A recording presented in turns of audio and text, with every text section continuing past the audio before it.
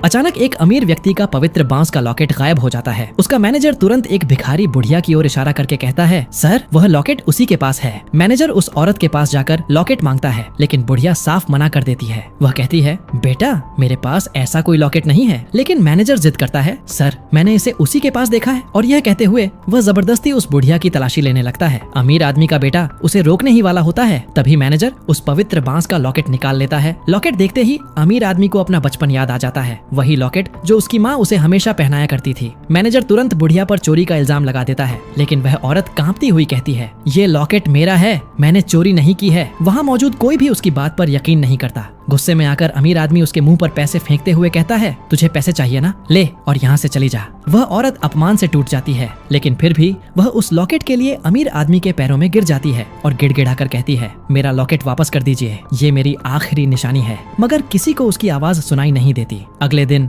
वही अमीर आदमी अपने कमरे में बैठा रो रो कर बड़बड़ाता रहता है, माँ मैं आज तक तुम्हें नहीं ढूंढ पाया, तुम कहाँ हो माँ। तभी उसका बेटा उसके सामने एक पवित्र बांस का लॉकेट लाकर रख देता है। वह आदमी चौंक जाता है, क्योंकि एक लॉकेट तो उसके पास पहले से ही था, तो ये दूसरा लॉकेट किसका है। उसी पल उसे सच्चाई समझ आ जाती है। वह बुढ़िया सही कह रही थी, वह लॉकेट उसी का था और इसका मतलब वह औरत ही उसकी खोई हुई माँ थी। वह आदमी बिना एक पल घुमाए गाड़ी लेकर अपनी माँ को ढूंढने निकल पड़ता है। उधर पैसों की कमी के कारण उसकी बहन को अस्पताल से बाहर निकाल दिया जाता है। बेबस माँ अपनी बीमार बेटी को कंधे पर ढोता है। उठाकर तेज बारिश में भीगती हुई सड़कों पर भटक रही थी। मदद के लिए चिल्लाती रही, लेकिन कोई भी उसकी ओर देखने तक नहीं आया। आखिरकार वह खुद ही अपनी बेटी को उठाए बारिश में चलती रही। तभी उसके पीछे एक गाड़ी आकर रुकती है। दरवाजा खुलता है और बाहर निकलता है वही अमीर व्यक्ति। वह दौड़कर आता है, घुटनों के बल जमीन पर बैठ जाता है और जोर से चिल्लाता है, माँ। उस औरत के कदम वहीं रुक जाते हैं। वह धीरे धीरे पीछे मुड़ती है और सामने देखती है अपना खोया हुआ बेटा। दोस्तों, इस कहानी का अगला हिस्सा बहुत जल्द आने वाला है। अगर आप जानना चाहते हो माँ बेटे का मिलना क्या मोड़ लाएगा, तो अभी चैनल को सब्सक्राइब कर लो।